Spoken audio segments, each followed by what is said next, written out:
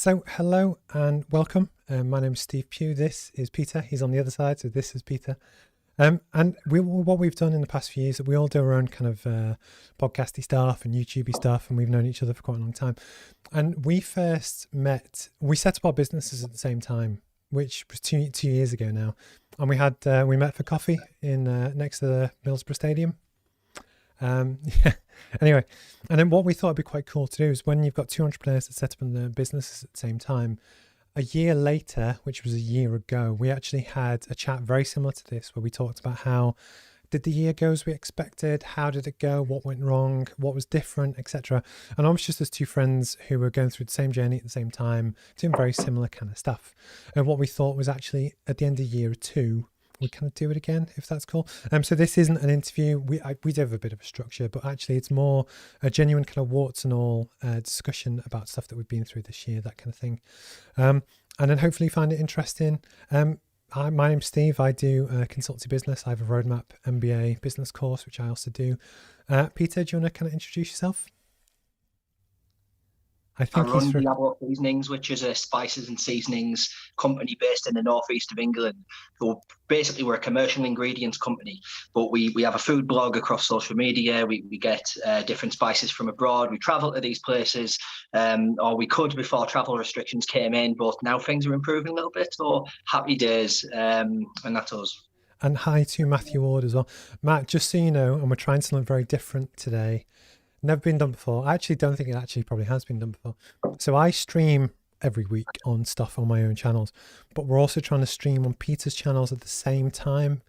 And so I actually have different screens with different comments if they come in. And Matt Orr basically said, afternoon guys. Hi Matt, as always. I need to get you back on the podcast at some point.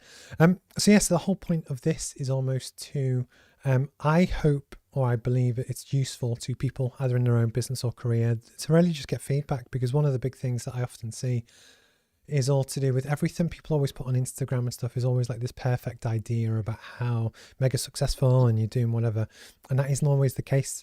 And then two different people that have different businesses almost just discussing like warts and all things that happened or didn't happen or whatever. Hopefully people find value in that. So Peter, first question. Have you watched the new Tiger King yet? I know it's just been released on Netflix. I haven't, mate. I'm trying to be honest, my kids are at an age now where they roll the TV, so there's no point in even changing it, or it just causes carnage. So I'm banished to the kitchen on the laptop these days, mate. Because so the first time I actually interviewed on the podcast was the first time we'd spoke a while back, and then we decided to do this like 6 months later.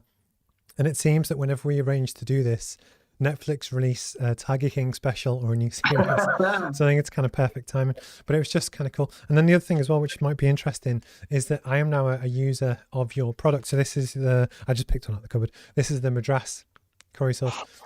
But actually what's quite funny is just it's actually one of my questions later, but actually as a user of your product kind of now, I see it in a different way because I don't cook, but my wife does.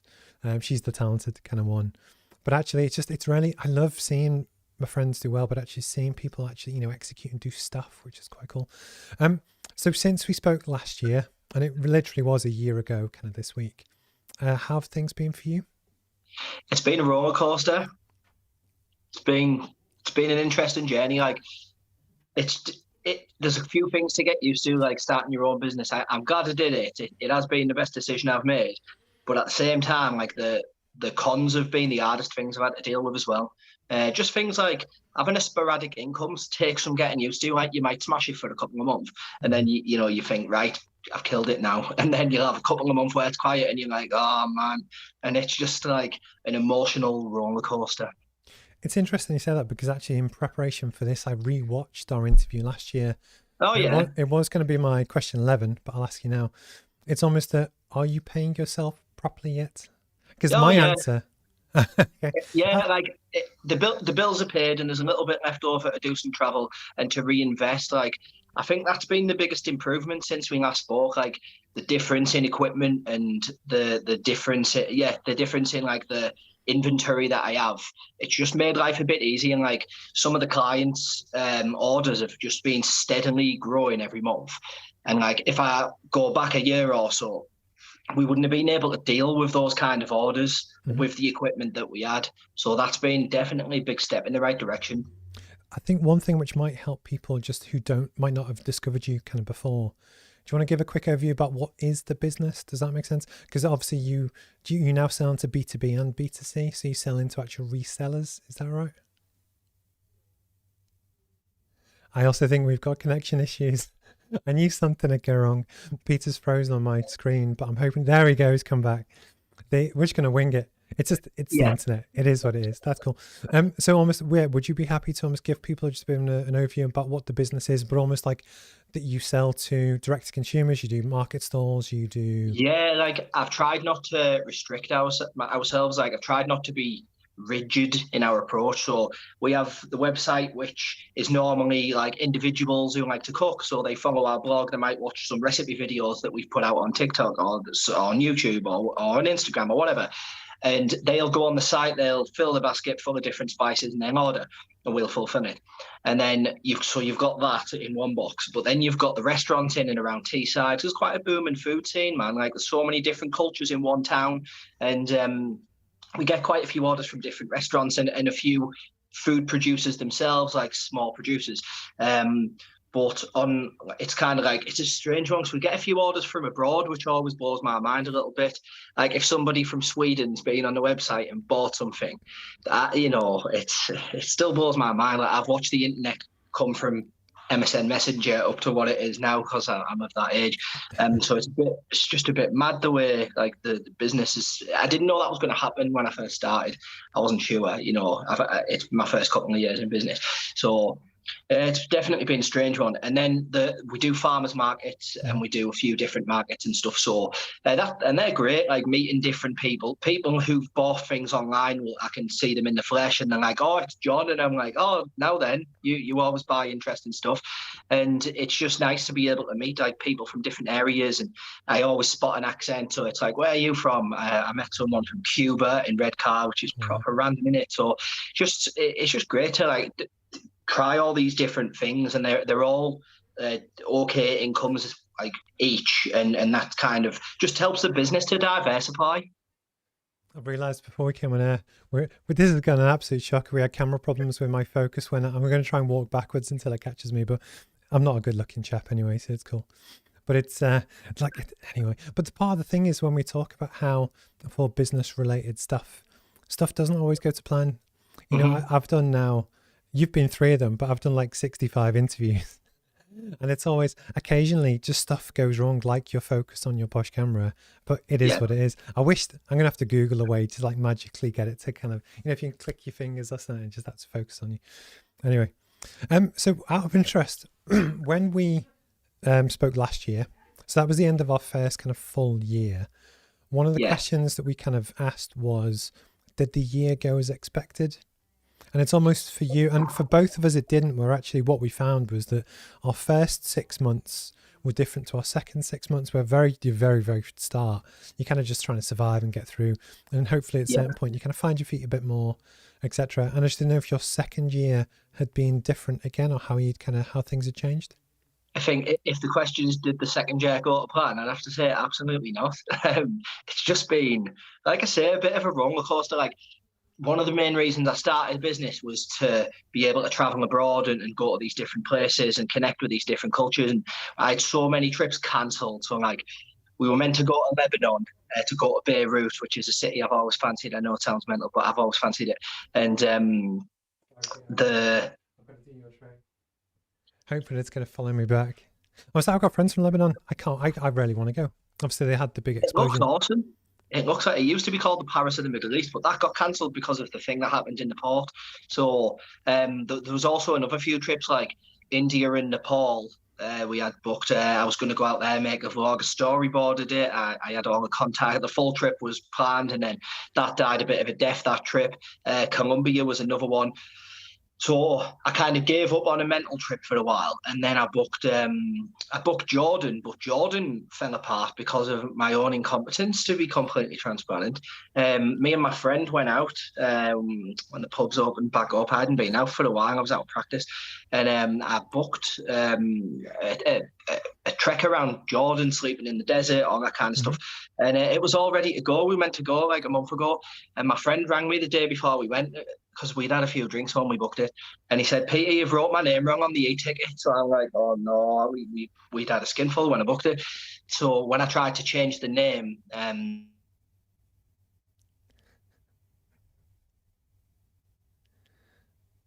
please come back. This is for anyone that's watching, I can see the same thing you can see where Peter's frozen, but he's a nice guy. I know he's going to come back. It is what it is. There we go. Yeah, so just basically that trip fell apart because I wrote my friend's name wrong. Don't book trips when you've had a few drinks. It's a bad move.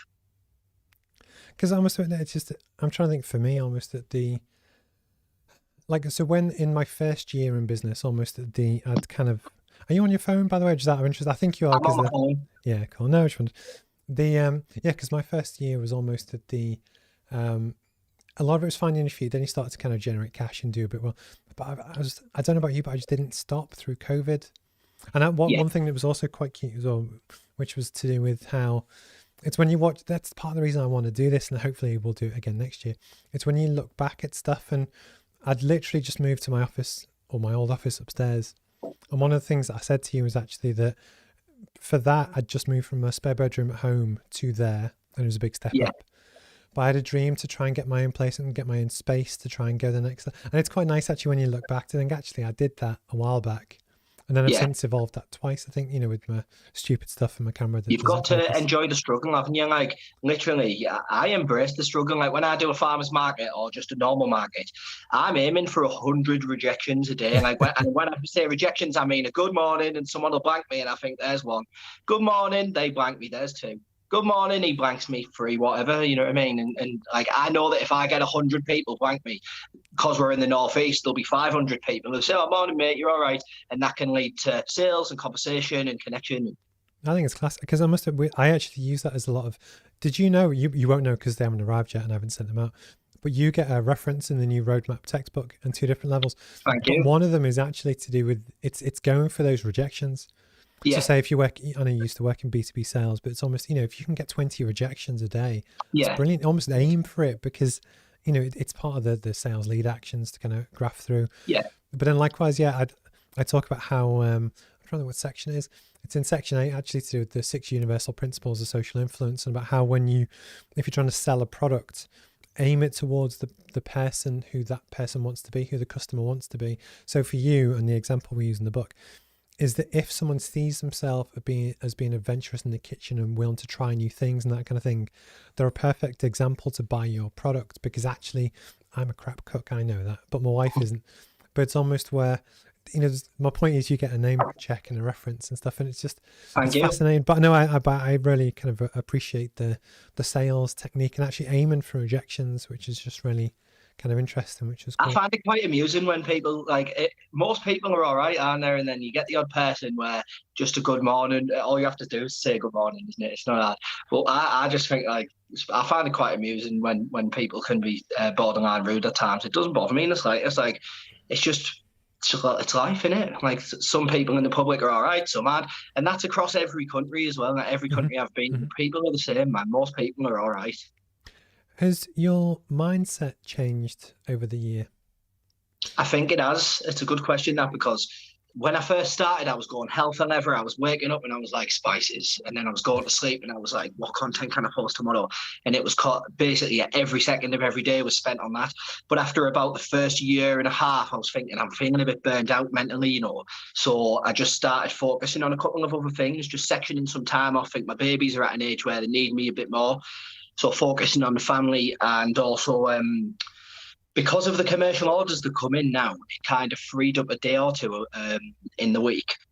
So I joined an access course at Middlesbrough College. So I'm going there and learning how to do the stuff that you're doing, like filmmaking and camera technique. I just make it up. I was winging it for ages, but when I'm winging it, I swear too much on camera and stuff. So I need some official vocational techniques. So I've gone to college to learn that. So I'm because I got new equipment and I didn't even know how to use it, Steve. So I thought it's time to educate myself on how to get the most out of this equipment, I think just because what I'm going to try and do is what we did last time. So I'll answer the same, even though I wrote the question, just kind of answer it as well.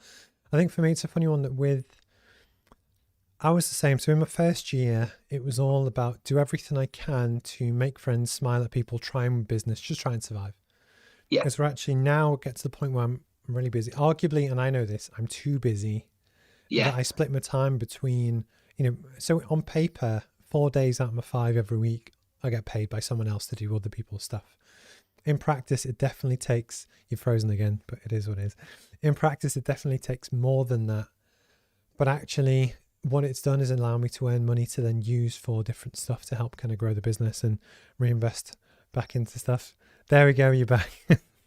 I tell you what, just no matter what happens, just keep smiling and hope, fingers crossed it'll. and I'll just be stuck on the screen like this. Yeah, but this happened Yeah. to me as well.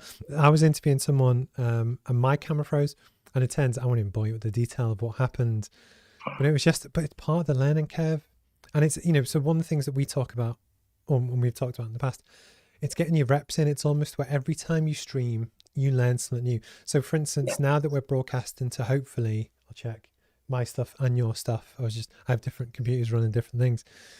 I tried it on Friday when I was doing my live Q&A for the roadmap stuff. Yeah. And what I essentially did was capture my original stream and the audio and then rebroadcast it. But I'd accidentally left another YouTube tab open. So the sound was terrible because it was mine, plus fuck knows what, I don't know, whatever, was just playing. And it was just, I felt sick afterwards. But luckily, on the company account that it was pushing it through, nobody really saw it. So I just deleted it and learned from it. Yeah. And it's that kind of thing of just, Trial and error, man. Trial and error. And I think sometimes people try and be too perfect about what they're doing. Yeah, definitely. But almost in a mindset point of view, back to the kind of question, I'm now a lot more brutal in some ways about how I focus my time because I only have a certain amount of time to focus. Yeah. But I put more time where the focus should be. Does that make sense? And although it sounds really stupid, like I love networking, but I think I'm not going to say I was going to too much stuff because obviously it worked and I got the clients and did whatever. But I think there's a balance between getting paid to do stuff and getting the money in versus trying to be everywhere, if that makes sense. Yeah, you can spread yourself too thin, man, when you're trying to do everything all at once, all the time. You need to focus on other things as well. You know what I mean? Like, I made a point to get a couple of trips booked that would go ahead, so nowhere too risky. I went over to Budapest, and and it was brilliant, man. Like, I knew I was going to like it because I've obviously read a lot about it and stuff. But I got a chance to get out to the spice market there, and their paprika is widely regarded as some of the best in the world. So I just kind of done the rounds, everyone spoke English. Now, I wasn't expecting this. I mean, I normally try my best with the languages, but Budapest, I cannot get my brain around Hungarian. It's so tricky. It's like, but a bit like Russian. It's way more difficult than Arabic, definitely. But yeah, I forged some good links out there, and the people were really nice. And the paprika that I brought back within one farmer's market, the full trip was paid for by the paprika that we sold. That's ace. That's really good. Mad, isn't it? Next question. And basically, but I really love this. And likewise, when I edit this up, or David, I now have someone to help me edit all the videos because I'm busy. A guy called David Winters does a brilliant job, and it's great. But it's whether me or him or whichever. But it's almost what we try and do. And we'll talk about social media. Actually, I'm going to jump to the social media question. And you mentioned TikTok before, and I'll answer just whilst you take a drink. I was going to say, how has your business promotion changed over the year? Like you mentioned TikTok, I've never even approached that yet, but I do. My streaming, I'm now a lot more. I do a lot more. I do kind of multiple times a week. I send it to Twitch, LinkedIn, multiple Twitters, Facebook, YouTube, and then repurpose a lot of the content as a podcast. Yeah, chop it, change it, put little clips out and stuff. I've seen what you do. It's great stuff, man.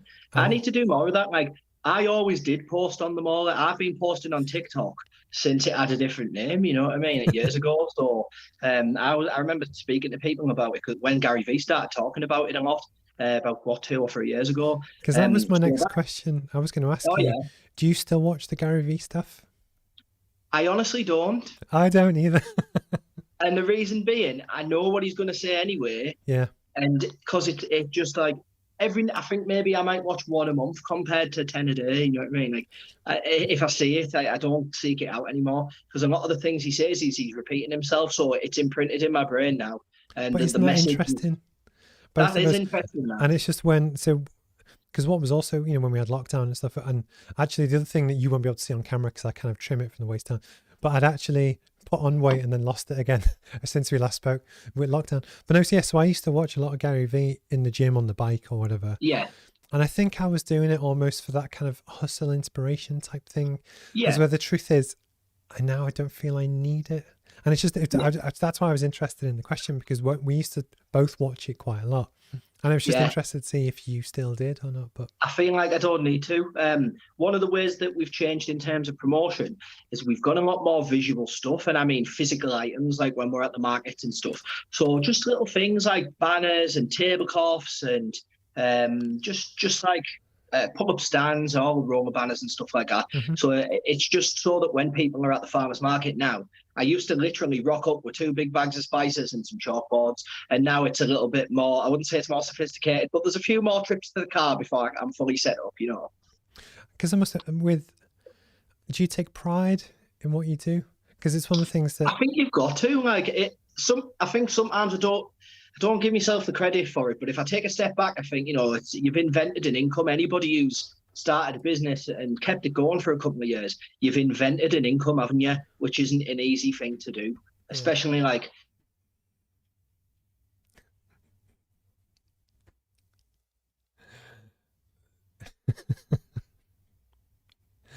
Oh, I tell you what, at least I'm glad when this does go wrong, it is with Peter, because he's got the bands to be able to pull it off. But anyway, go on, Peter. You gonna come back? There we go. So where was I there? You're talking about taking pride in the business and a few more trips to the car and definitely creating your own income.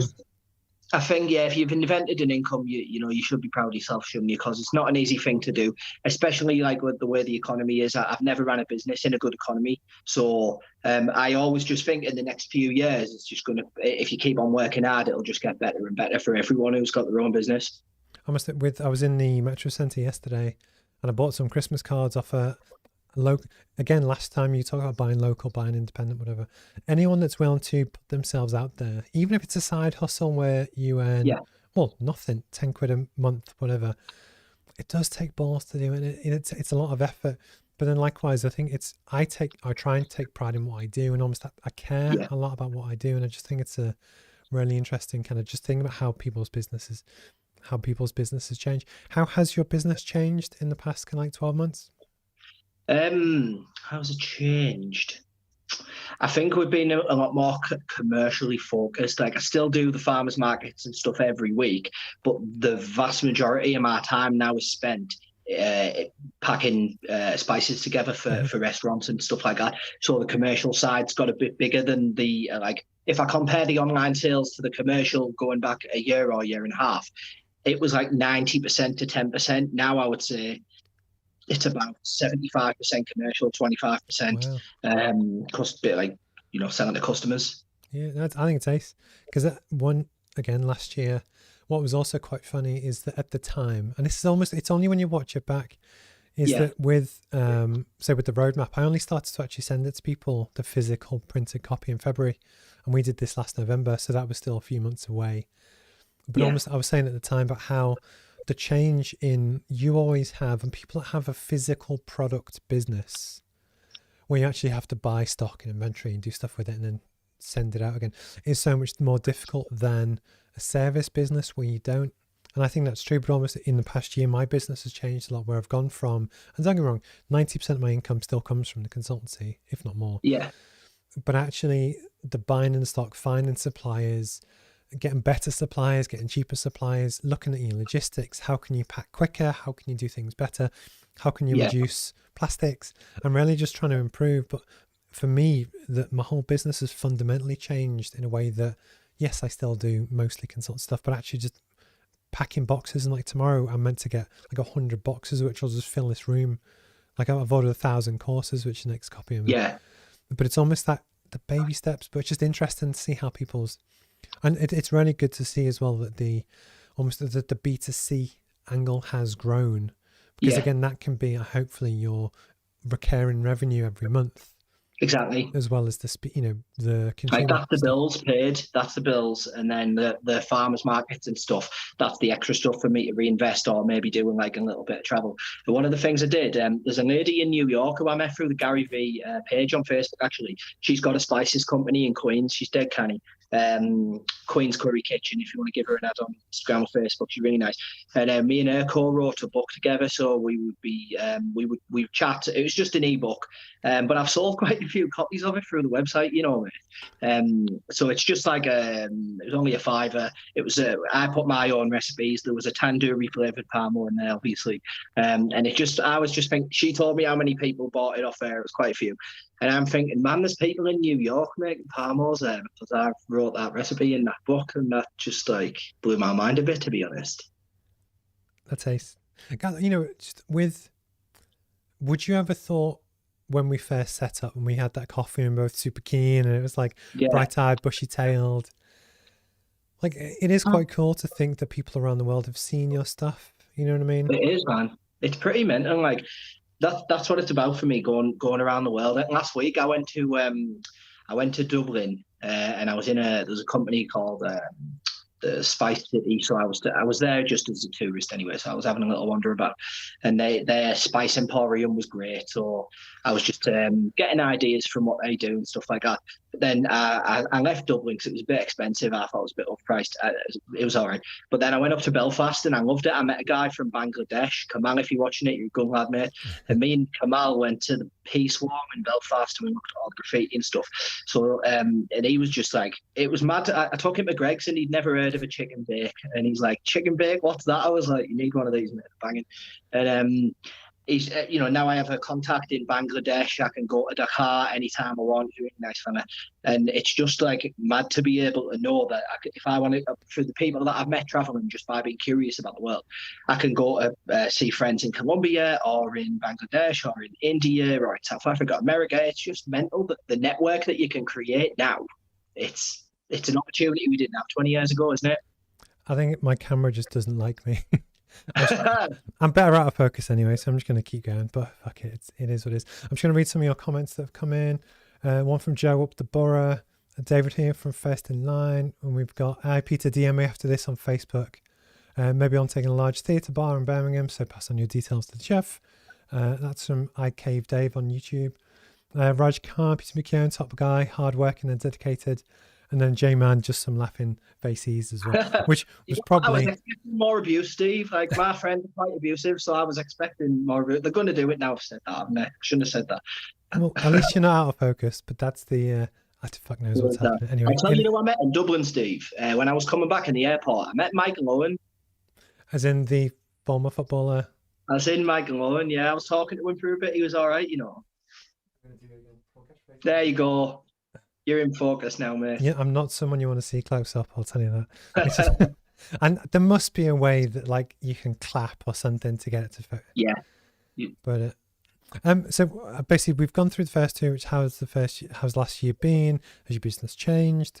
Has how you promote the business changed?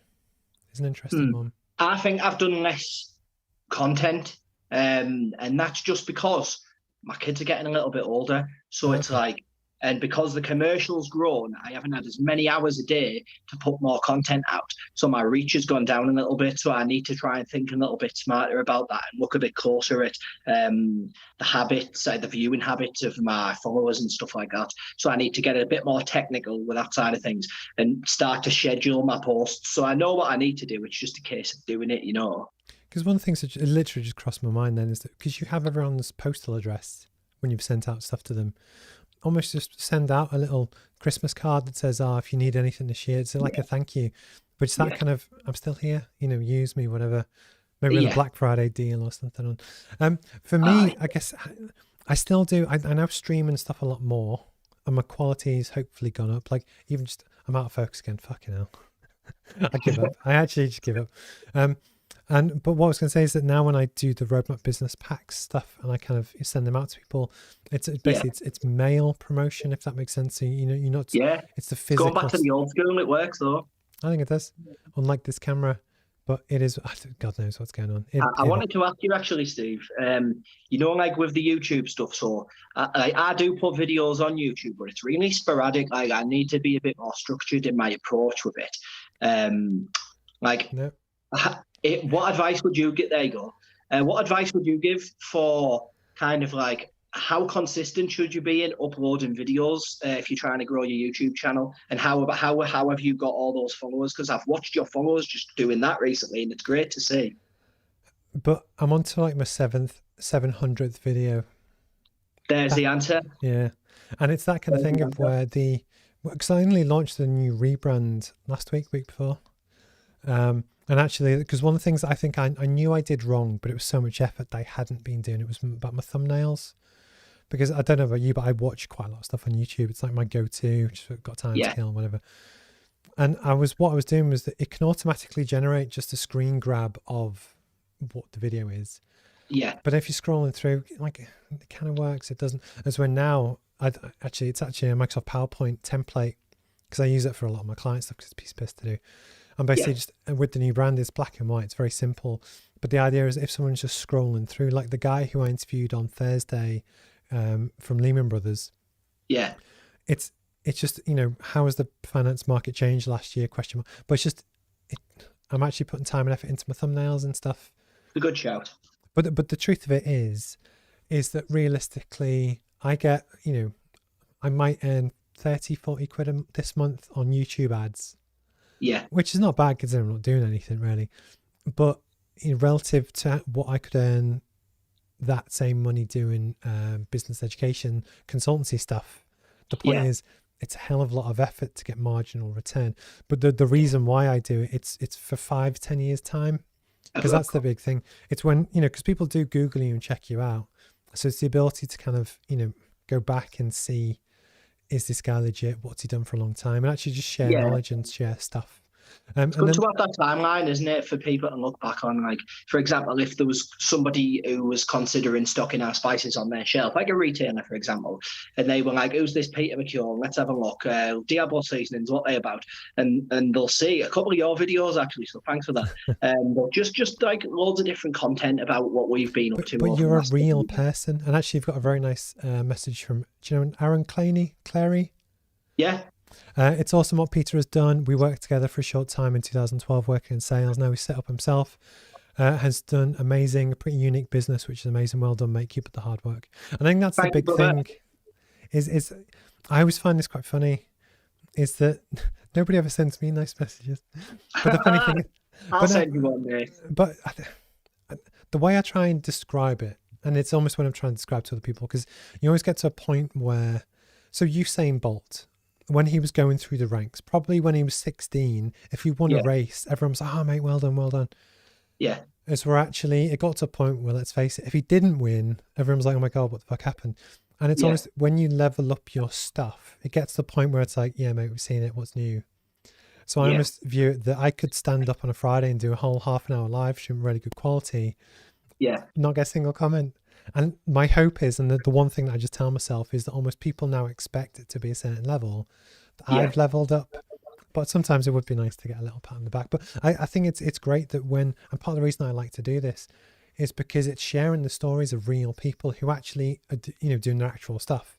So that when Aaron does a live stream or tries to do TikTok for the first time, if his camera freezes or it goes out of focus, it doesn't matter. Just carry on. And the point is, it happens to everyone. And I do this probably more than most, and it still happens to me. So it is what it is. But I think that's the beauty of this, and just it's the honest warts and all kind of how things happened. Because again, Aaron or a lot of people do have ambitions to kind of start their own business. And actually, just for me, that's why I like to do it, because it makes people accessible in a way that, again, you go onto Instagram, it's all Lamborghinis, Rolexes, Ferraris, whatever. Yeah. And it's like, yeah, it's not like that. And that's the kind of thing. Cool. Has your passion for the business changed? A lot of people... I think it's got more intense. Oh, okay. To be honest. That's interesting. Do you want to expand? Just because, like, in the first 2 years, I've seen, like, I've experienced the freedom that it's brought me. Like, if I was, what we're in now, we're in November. If I was working for another company, I'll give my old employers TTA a shout because I love them a bit, they're all spot on. If I was still working there, I'd have already breached the, 25 days a year holiday you get or something like that. So that's not enough for me. I have this wanderlust. I have this urge to travel and do different things. And like, being able to pick and choose when I want to go somewhere and travel somewhere is a massive plus. So that just it encourages me to work harder in the next couple of years to buy myself more freedom, because it's like not so much like, yeah, you need the money to be good, you need the financial side to be right, to be in business, but it's the freedom which I enjoy more than anything. You know what I mean? No, I do. I'm just asking myself the same question: has my passion changed? I think what's funny is that when we did this last year, I was doing 100% consultancy. I didn't have a physical product, didn't have the roadmap, didn't have anything. Like, I was making it, but I didn't have it physically kind of live. And I think the big thing for me is that if I was only doing stuff for other people, even though I love feeling part of their teams, it basically feels like having 4 part-time jobs that all run 6 or 7 days a week. And it's not the most fun, I'll be honest. It's just like, it's fine. But as we're actually just, for me, it's having something that you feel that you can build over time.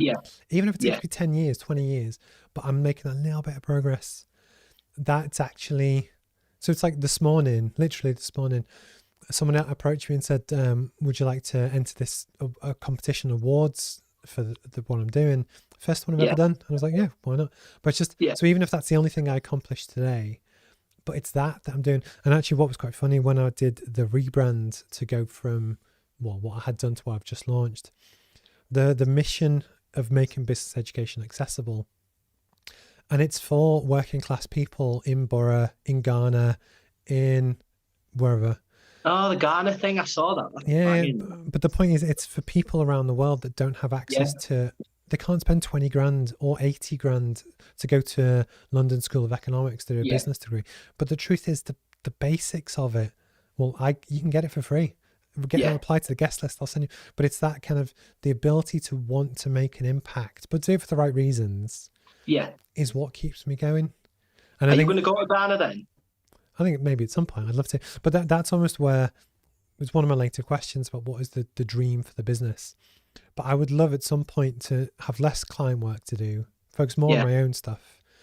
But actually, I'd love to go to conferences in Ghana, America, China, and do more of that. Because the funny thing is, almost, although that would be quite expensive to do, on a marketing point of view, and I've said this to a few people recently, more people will care about what I'm doing locally when I'm popular outside the region. Does that make sense? So it's only when you get to speak at conferences in London or Sydney or Dubai, will anyone in Newcastle or Middlesbrough or Stockton start to give a shit? And that's just it's interesting just how things kind of change. But arguably, since kind of articulating the mission, that's what keeps me. It gives me the drive that I didn't really have last year. But the thing that I am conscious of as well is, just because I'm working quite a lot, like I worked all weekend trying to get the hardcover version of my book sorted. I'm knackered. So I know I can't do this for... Can't burn yourself out, man. Like, you've got to weigh it up, you know what I mean? I think Accra in Ghana looks like an awesome city. So if you need somebody to go, you know me, man, I'll go anywhere. Do you know what I mean? Give me a shout if you're going to Ghana. I'll go out there. I'll go to the markets. Class. But again, because that's one of the really interesting things, and I'm going to jump onto the next, it's almost like seamless segue. I was going to say, how has your business changed this year? It's just really that commercial side's taken over. The building blocks are still kind of the same, like the engine's still the same. It's like we've got a few more stockists from abroad, a few more suppliers from abroad. We've built more connections, so it's improved in that sense. But the vehicle is still the same. Like, we import spices, we blend them, we pack them, we have retailers, people like Smith's Butchers at Arkham Shop still, and Powell's at Stokesley, and it's kind of the same as it was, but it's just better. You know what I mean? It's gone from like having a 1 litre Corsa to a 1.6 Focus, but we'll get bigger and bigger. So I'm just laughing at J-Man's comment saying, I wish Peter's camera would lose focus. Top left. Sorry, I've got a proper evil laugh, mate. No, it's class. I think one of the big things for me actually, which was really interesting, is that it's getting consumer feedback was really big for Mhm. me. That Yeah, actually, definitely. when you've got an idea or a concept or something you want to do, you have to put it out there for the first time. But actually getting feedback from other people, say, have you thought about this? This doesn't make sense. And that was almost for you, I guess, if you ever got feedback from, like, what's the best piece of customer feedback you got this year? The best piece of customer feedback this year. That's a great question, that. Because Mm. I got loads of stuff with when you write a 216-page business textbook, that Yeah, was wrong, that's wrong, that doesn't make sense. But it's great to learn from. But what I loved yeah, was getting viewpoints from different people. But I think the other thing that really kind of got me was that people learn in different ways. So, for instance, I've got, I can't be asked to grab it. Basically, I've got a physical textbook that I send to people. I have a website which I put a huge amount of time and effort into, hundreds of videos. Nobody yeah, watches it, nobody goes on it.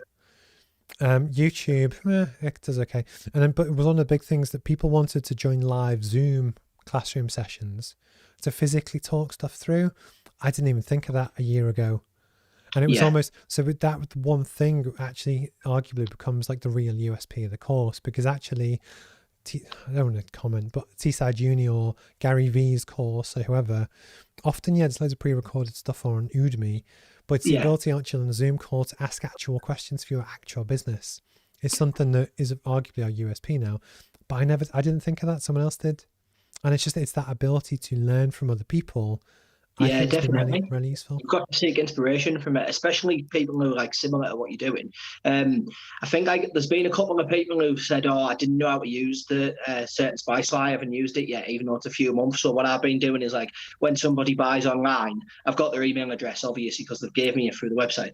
So I'll just send them a little list of recipes for each of the spices that they've bought, just so they've got like 4 recipes for each one. And every single person who I meet at the market, since somebody said that to me, I'll say, "Oh, drop me a message. Don't forget through your favorite social media, if it's Instagram, Facebook, whatever. Drop me a message, and remind me what you got, and I'll send you some recipes." And that gets the dialogue going anyway, and it gives me a chance to get to know people. And then next time I see them, we've already had a good chat through Facebook, Mm. and it's familiarity, and it's just building links with customers. My wife has just said, PT is such a natural on camera. Some videos of you doing your recipes using your spice mixers would be fab. And again, that's Yeah, an interest. I had this idea the other day because again, when you've got your own business, thank you. your brain is kind of churning all the time. Yeah, And I think a lot of people struggle for food ideas, and I actually think this could be an incredibly successful like YouTube series, just of yeah, you cooking tea yeah. every It's a good night shout. on the top of the fridge, Yeah, GoPro. And yeah. just people say, okay, and you obviously describe what you're doing, but just like your Yeah, actual kitchen and what you're actually doing, and yeah, just it's a good literally, shout. It's on the cards. It's like at the moment I'm at Middlesbrough College 2 days a week, and I'm learning how to use Adobe Premiere because at the moment I'm still just like a bit of a novice with it. So I'm because my sister edited my Morocco video because she's done filmmaking at uni, but she's moved to Edinburgh now, so it gives me an excuse to go to Edinburgh, which is great. But now I'm on my own, so I need to learn how to edit video properly and professionally. So it is on the cards, definitely. It's been on my mind for a while. So instead of using TikTok to string video clips together, we want to step it up and use Adobe and do it professionally. So in terms of camera equipment, I've got some decent stuff now. So it's just the skills that I need to improve upon now. So just trying to improve as an operator all the time. because I think that I completely agree with what you're saying, but almost as someone with all the technical stuff, and it will still go wrong because you have got the banter and the patter. That's the hardest bit. You could literally do it on your phone, and people Yeah, would still watch it. yeah. But some people don't. Is that some people are dull as shit. But it's almost when you've got the hard bit, and I think it's that authenticity which I think is really cool. Question 6: what has been your highlight of the past year? I think going to Budapest, I think, wandering around the city on my own, going to the markets, speaking to people on the markets. So what they had was like, I got to the market and they had all the fresh paprika chilies laid out. They had the dried version of them. They had the coarsely ground and then the fine powder version. And it was just dead interesting to see like how they run their business, so I can like take pictures of how they've got it set up and just basically learn from them. Getting out to that city was definitely my highlight. Sorry, I'm trying to get my damn camera. It's fucking useless. Sarah Craggs has sent you a very nice message saying one of the hardest workers I know, the passion Peter has for his business and his knowledge of the food is absolutely outstanding, which is nice. Thank you. Cheers for that. No, it's cool. I've just found how to do it. I just look left and then look back again and it seems to come back. It just, I think it's my camera's way of just trying to pie me off. Just I'm too ugly to be on camera. My highlight of the year, it's actually nobody's seen it yet, but I've just finished the hardcover version of my book. So it's the new roadmap. I'll be sending out the softcover ones hopefully starting tomorrow, and I'll send you one. But the thing that I love, it's how like all the photos in it are from people I know. So one guy that I went to uni with, basically I've used, he's really good photographer now, but I think it's about 8 of his images. But it's the depth of the story, every page, like, and the fact that you're in it and all the improvements. It's just, it's the best thing I've ever done. And it's just, I'm proud of it. And my highlight of the year, and it was even only yesterday, I was in Starbucks in the Metro Centre with my laptop and I was just trying to get it finished and get it now sent off to kind of be printed. But I'm just proud of it. And even nobody's even seen it yet. And almost, I don't even care. But it's that kind of, that's my highlight for the year. It's just, you put so much time and effort into creating something. And it's just so, okay, yes, I have got a physical product, but it's nice when there's something you've created. You had the idea, I want to create a business. I want to create a spice business. This is the brand. I'm going to do this kind of packaging.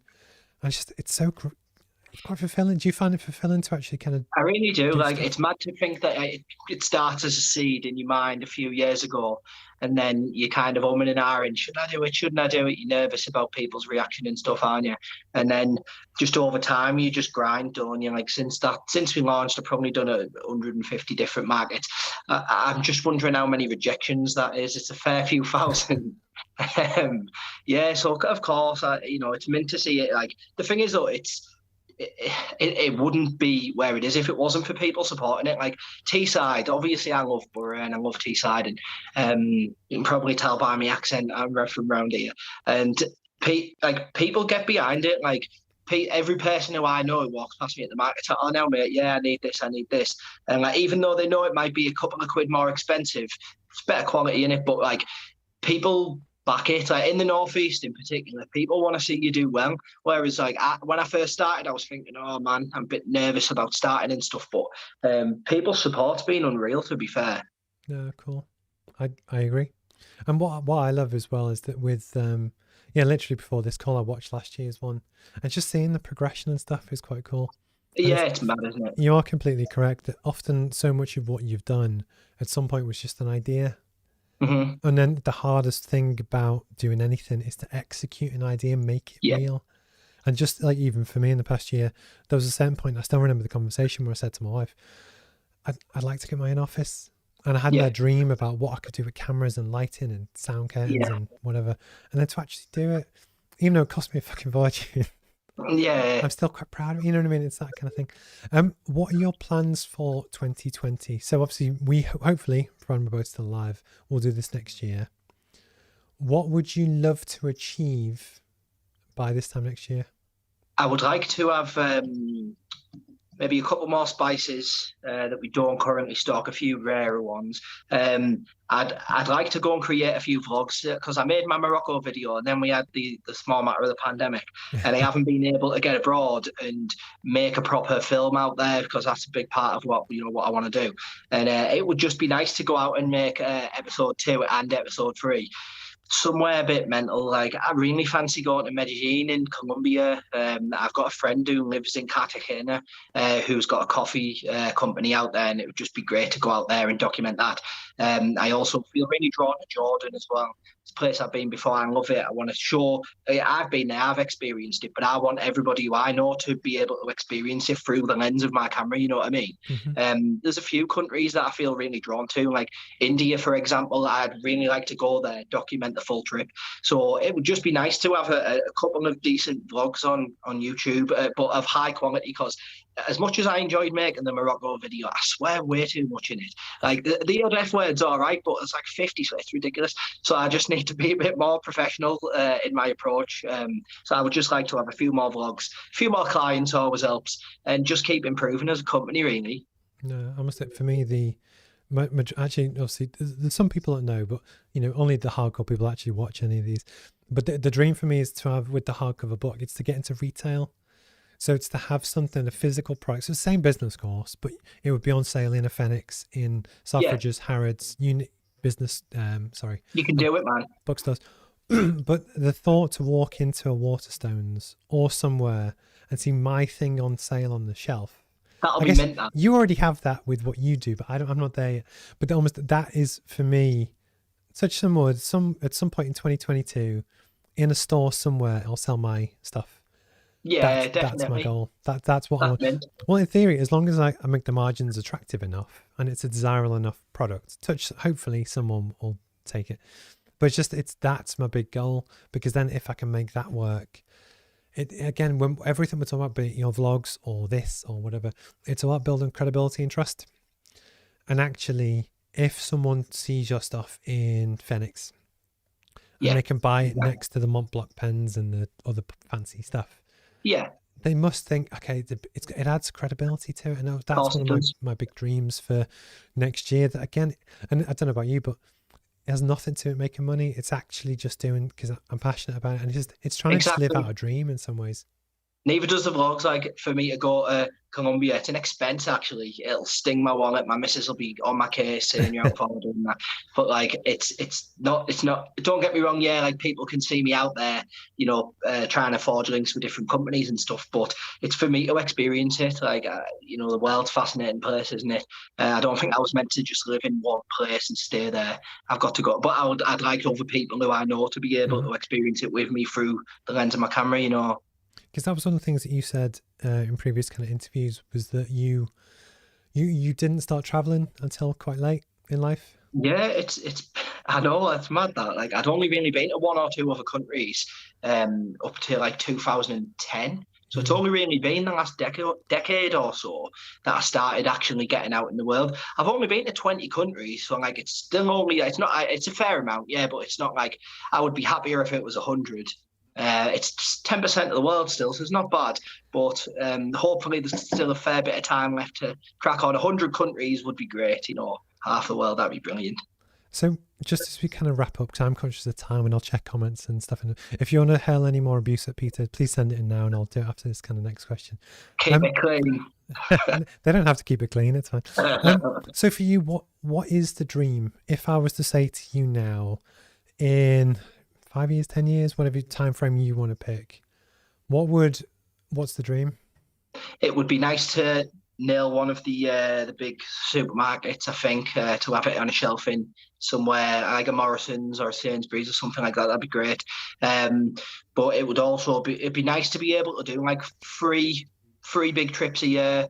I could maybe go out to South Africa or go out to, like I say, Colombia. I keep mentioning that place, but it would be nice to have 3 or 4 big trips a year where I was going out, forging links with businesses, and just improving my knowledge all the time on different spices and stuff. Yeah, like I say, that's a dream for me, just to be able to travel and to just keep building the company. Really, I haven't really put a number on it, like in 5 years or 10 years or anything like that.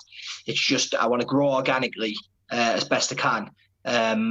And that's it, really. I haven't overcomplicated it too much. It's just basically keep improving. No, it's awesome. For me, I think I'd like to be able to, I would still do consultancy stuff for other people, but on my terms, not someone else's. Yeah. Because it kind of keeps me fresh. But actually, at the moment, I'm working too hard and I'm knackered. But it's almost where if the roadmap could wash its own face, and almost I could live off it. Same as you, I would love to travel. So actually, I haven't been anywhere since we were meant to go to Norway, literally as COVID was kicking off, and we didn't go. I'm glad we didn't go because it would have been cost a fortune. But so I haven't actually been out of the country for 2 years now. I really want to get back to that. And I think for me, it's it's funny. The more you look at what you do, and the more you get to understand yourself, I just want to add value and like help people. And I hate it when people say that and they don't mean it, but actually it's people, spice traders in Ghana, wherever.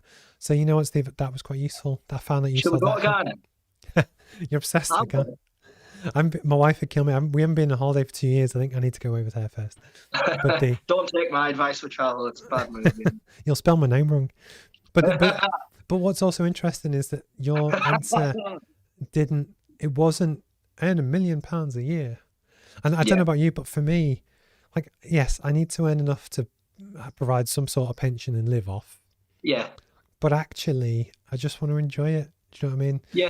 And I still stand by the fact that it's almost, I think it's a Boy Scouts, Cub Scouts thing, but I'm just doing my best. You know what I mean? It's where we planned to kind of do this. We had a few little technical niggles at the start, and then you would freeze and my camera would go. But it's just like, we're both hopefully just doing our best, cracking on, trying to keep learning, sharing the story. I think it's quite important. Because it's good to document the journey, because somebody else might be on the verge of starting their business, think, oh, should I do it, shouldn't I do it? And they might see something positive in this video, and that might be what kicks them up the backside to do it. So it's like, just let's keep documenting the journey, man. It's interesting for us to watch back as well, isn't it, in a few years as well. But it really is when you realise it was peak lockdown and my hair was atrocious because the hairdressers were shut at the time. So I'm just going to go back to comments, see if you've got any more abuse. Someone so wonderful from Nupor Azora. The Moroccan video was top notch. Pete, very amusing also. Swearing was some unprofessional maybe, but it's you at the end of the day, mate. So it's but I think that's the big thing from a marketing point of view. Yeah. Yes, the BBC might not want swearing on, but depends who your target audience is. Yeah. And if it's authentic and it's not put on for show, I don't see why you wouldn't. But when you then upload to YouTube, it's not suitable for kids. You have to click that button. Mine is just defaulted to that as it is. Yeah. But and one thing, I just want to mention this more to document it than anything else. I've actually, although it won't actually start till next year, I've started to pay to advertise in places. Okay. So there's something called Freelancer Magazine, which, because I'm plugged in, I can't go and get it. But actually just starting to pay to advertise in magazines and stuff I've never done before. And it could be an absolute disaster, or it could work quite well. I don't know. But that's almost where, for me, you know, a lot of the costs I've had this year are setting up structural stuff, like paying for all of this, getting my website done. But I don't have to pay for that all next year. So that's when I can start to put more money into travel and advertising. And I think that's the whole new phase of business that I've never done before. But hopefully it might be quite interesting to people to share, or even for me to look back on, because I don't know how it's going to go. But likewise, if it works, I'm going to tell people. And then if it doesn't work, I'm also going to tell people, because it is what it is. But just in terms of a phase of a business, I probably wouldn't have guessed a year ago that I'd be paying to advertise and touch someone I'm going to try. And just, it's the baby steps that, you know, is important to document. So then I think we've been pushed into paying for advertising as well, Steve, because the algorithms have changed so much on Instagram and Facebook, because there's a lot less kind of the spaces. How can I explain? Like, if you scroll through Facebook now, you'll see Nike and Pepsi and that, like they're paying for ads. So obviously, as a small business, you can't compete with that. So, you know, you've got to make your content more comments, more likes, and like that's kind of.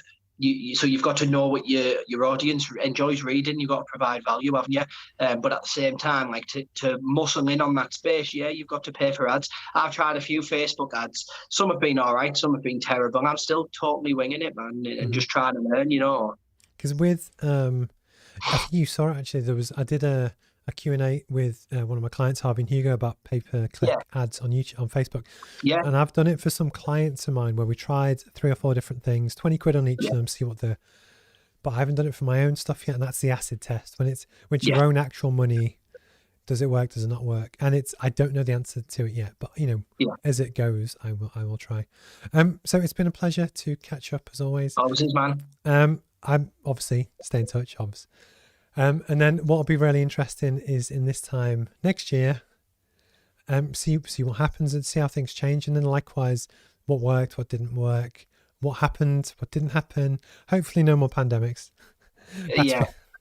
But it's a really good point actually, just to anyone that might kind of watch this. For the past 2-ish years, it's been a fucking shit show. It's been so difficult. But touch on wood, we're still here, we're still alive, physically alive, businesses hopefully still trading. But it's just do your best, keep going, and kind of see what happens. Cool. Great stuff. Well, Yeah, cool. apart from the many technical problems that we had, but it is what it is. It's still been a pleasure to kind of catch up. Always is, man. Hopefully it worked when we streamed to your channels. It'd be interesting to see. I might have schoolboy error missed something off, but I don't think I did.